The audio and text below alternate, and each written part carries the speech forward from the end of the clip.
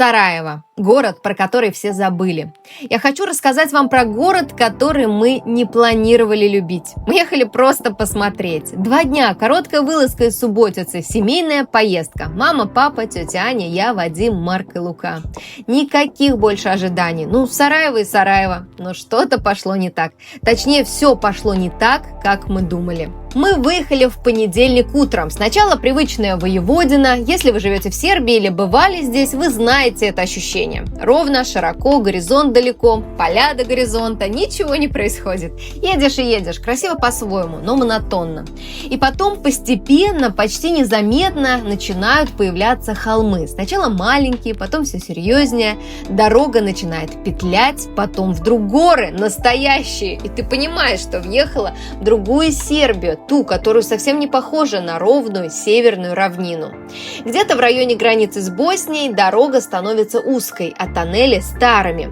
Не современными с отделкой и освещением, а такими, которые, кажется, просто вырубили в скале и оставили как есть. Едешь в темноте, скала над головой и как-то физически ощущаешь, что горы здесь – это не фон, это главное действующее лицо. Боснийские деревни вдоль дороги – отдельная история. Маленькие дома на склонах, мечети с тонкими минаретами, кладбище прямо у дороги, старые бензоколонки – все это создает ощущение, что ты едешь не просто в другую страну, а в другое время. Мы уезжали с Субботицы в осенней серости, приехали в зиму. Первый вечер, когда город тебя удивляет с первого взгляда.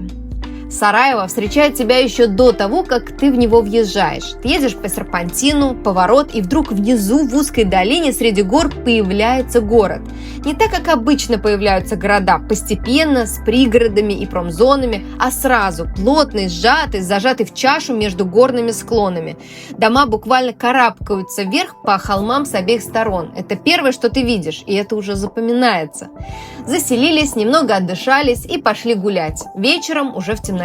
Маршрут простой, от Латинского моста в сторону Баш-Чаршии. Латинский мост, он же Принципов мост, маленький, скромный, 4 арки над рекой Меляцкой, построен еще в 17 веке на месте деревянного перехода. Ничего особо монументального, но именно здесь, в 1914 году, боснийский сербский националист Гаврило Принцип застрелил эрцгерцога австрийского Франца Фердинанда, событие, которое стало поводом к началу Первой мировой войны. Все это мы прекрасно помним из школьных учебников по истории. И вот ты стоишь здесь, вроде бы у обычного моста, без пафоса и масштаба, но понимаешь, что это одно из самых известных мест в мировой истории.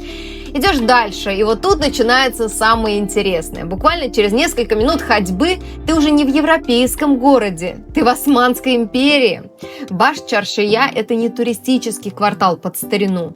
Это живой район, которому больше 500 лет и который просто продолжает жить. Основан он был в 15 веке, когда Сараево только строилось как османский торговый центр. Само слово Баш-Чаршия означает «главный рынок». Узкие улочки, медные лавки, мечети. Мечеть Гази Хусревбега, она стоит здесь с 1531 года, почти 500 лет и до сих пор работает, как обычная городская мечеть, не как музей. Вечером при свете фонарей, в окружении старых стен и запаха кофе, это ощущение было очень сильным. Мы никуда не спешили, просто шли и смотрели. Утро со снегом и австро-венгерские улицы. Во вторник утром я открыла шторы, и за окном был снег. Настоящий, белый, лежал на крышах и на горных склонах вокруг города. Это выглядело невероятно. Город в чаше, горы в снегу, минареты.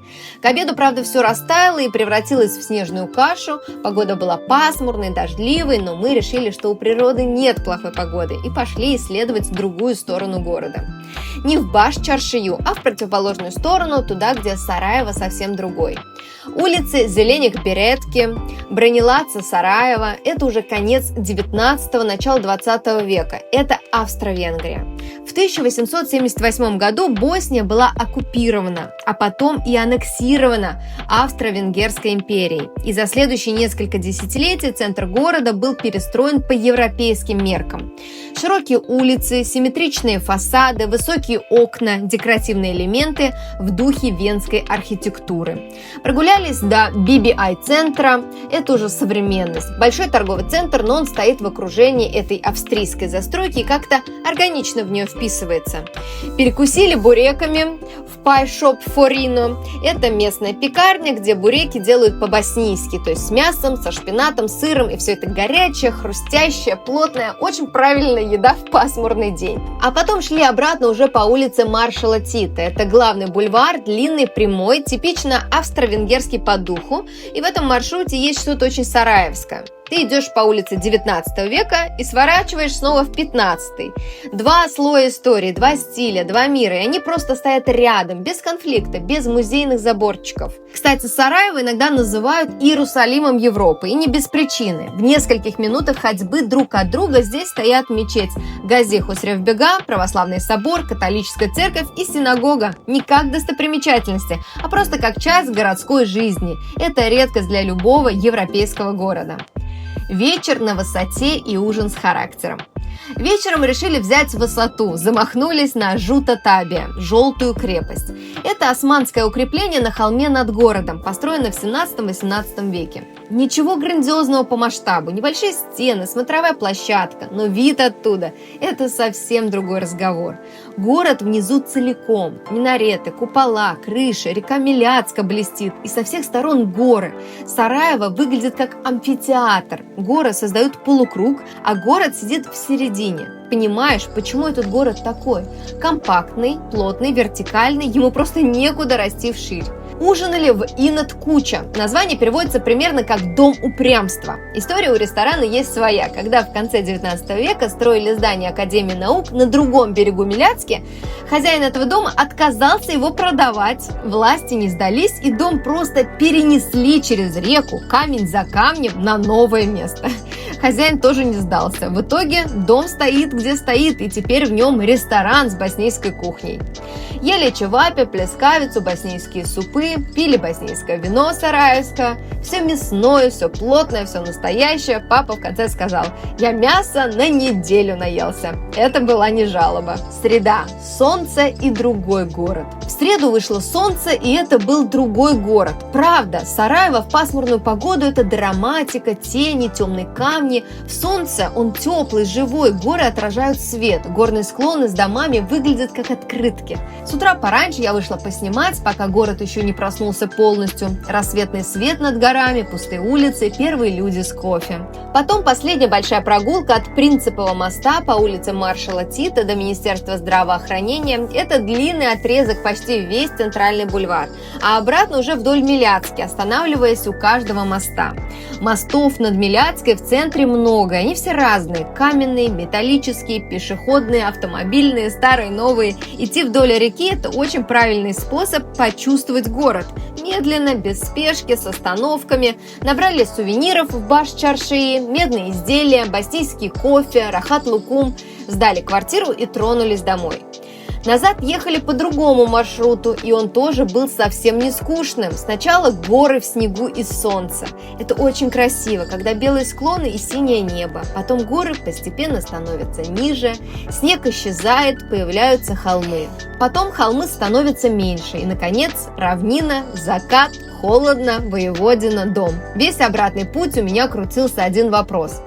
Смогли бы мы жить в Сараево? Честно, не знаю. Именно эта неопределенность говорит что-то важное, потому что после 2 дней у тебя уже нет однозначного «нет». Ты начинаешь думать, представлять, прикидывать. Город глубже, чем кажется снаружи. Он многослойный, 15 веков истории, 4 культуры, несколько архитектурных эпох. И все это не в музеях, а прямо на улицах. Он компактный, его можно понять пешком, не нужна машина для центра. Он спокойный, там другой темп, другое отношение ко времени, кофе не на бегу, разговоры не на ходу, но он горный. Это значит, зима настоящая, это значит, пространство ограничено горами, нет той широты, к которой привыкаешь на равнине. Это значит, ритм жизни другой, и нужно понять, твой ли он. Мы не переехали в Сараево, но я точно поняла одно. Это город, который люди недооценивают, который не звучит в списках, куда эмигрировать рядом с Белградом, Будапештом, Лиссабоном. А зря, он настоящий, и этого сейчас очень не хватает. Напишите в комментариях, вы вообще думали про Сараево? Рассматривали бы его как вариант для жизни? Или это звучит как слишком экзотично? Интересно услышать тех, кто уже живет в Европе, смотрели бы вы в сторону Балкан.